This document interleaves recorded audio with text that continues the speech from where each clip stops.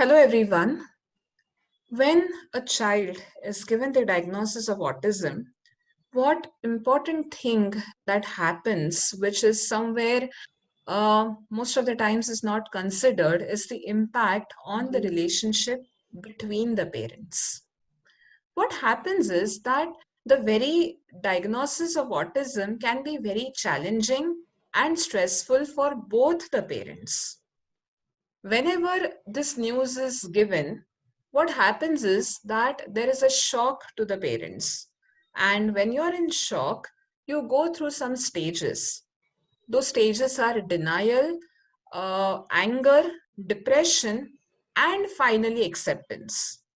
What happens is that every individual, that is both the mother and the father, when they are trying to accept the diagnosis of the child at first place, each of them individually pass through the stages of denial, depression, and anger before they land up in acceptance.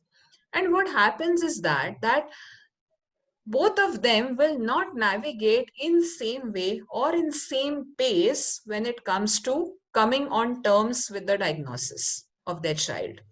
And that's why it becomes a major thing where both the parents usually then are not on the same page once a diagnosis is given. One of them completely denies it, stays in denial. One of them might get into denial for some period of time, then quickly move on to acceptance. And that's why lot of conflicts start happening between them. The conflicts can be in terms of disagreements on firstly accepting that the child is having some problem, disagreements on the treatments or the therapies, disagreements on whether to approach the professional or not to approach the professional further, disagreements on investment of time and money for that child, disagreement on who will work, who will not work, who will dedicate the time to the child. There are number of things on which the couple involved here will go through disagreements. And all this is always detrimental to their relationship. Apart from that, even if they are able to navigate through these disagreements, the amount of time that the autistic child needs usually compromises on the quality time of the relationship of the husband and the wife.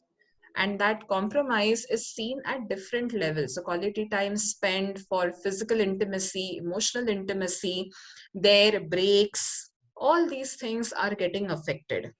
And that's why their relationship starts to fumble under the pressure and the crisis of the autism that comes into picture.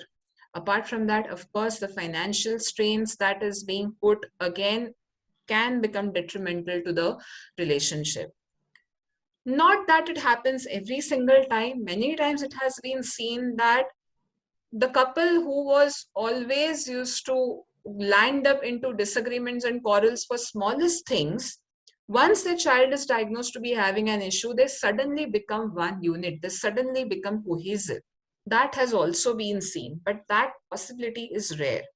Unfortunately, in India, what I have seen in some of my parents who come to me to seek psychological help is that the reason why they give birth to the child is because they feel that the birth of the child might help to heal their relationship, which is already into problem.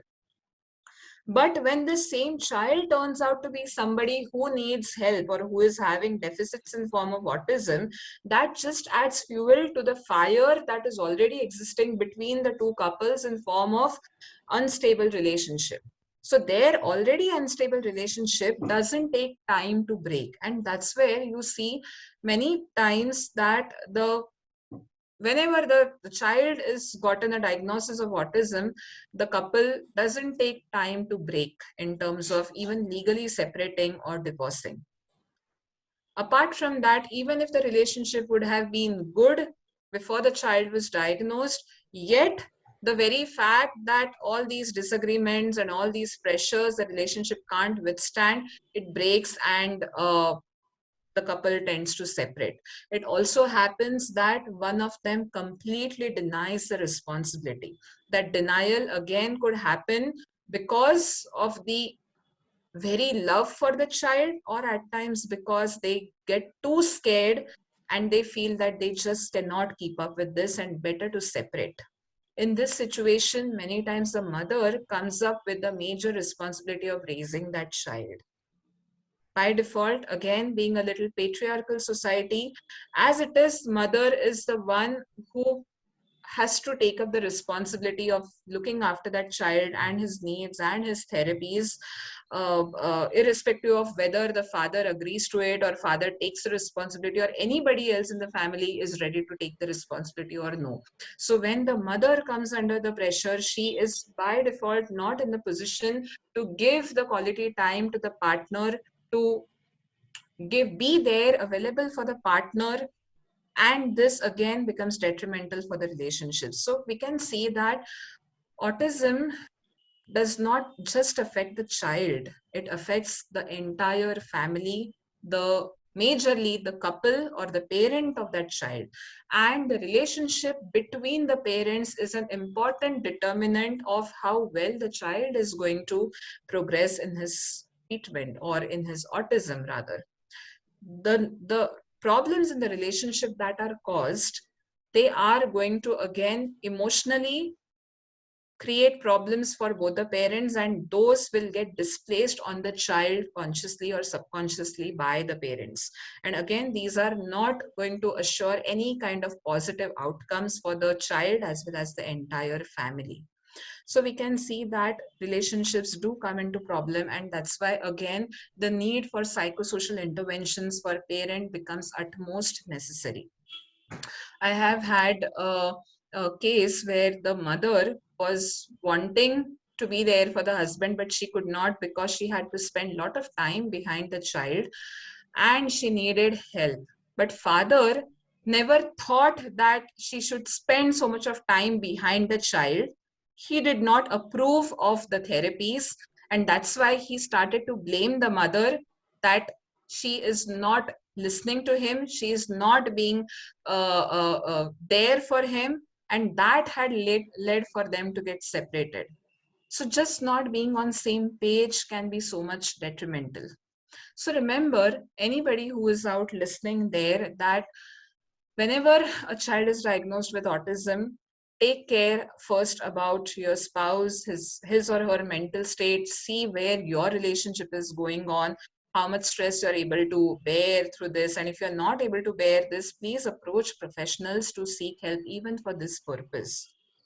There are many relationships who may not really end up separating, but they keep on growing toxic eventually. As the time passes, the two of them are just there in that relationship for namesake, but they are very distant. One is probably getting overexhausted being there for the child, the other is getting completely isolated, withdrawn, and completely destroyed in his own way or her own way, and both of them are contributing nothing but toxicity for both of them as well as the child. Again, not a very healthy positive state overall for the child as well as the family. So it is essential that the relationships, the status of the relationships, what is happening to the relationship between the husband and the wife after the child gets diagnosed with autism, must be considered by the professionals who are treating them, as well as the parents who are possibly going through this stress. They need to be more mindful and take help well in time and prevent the further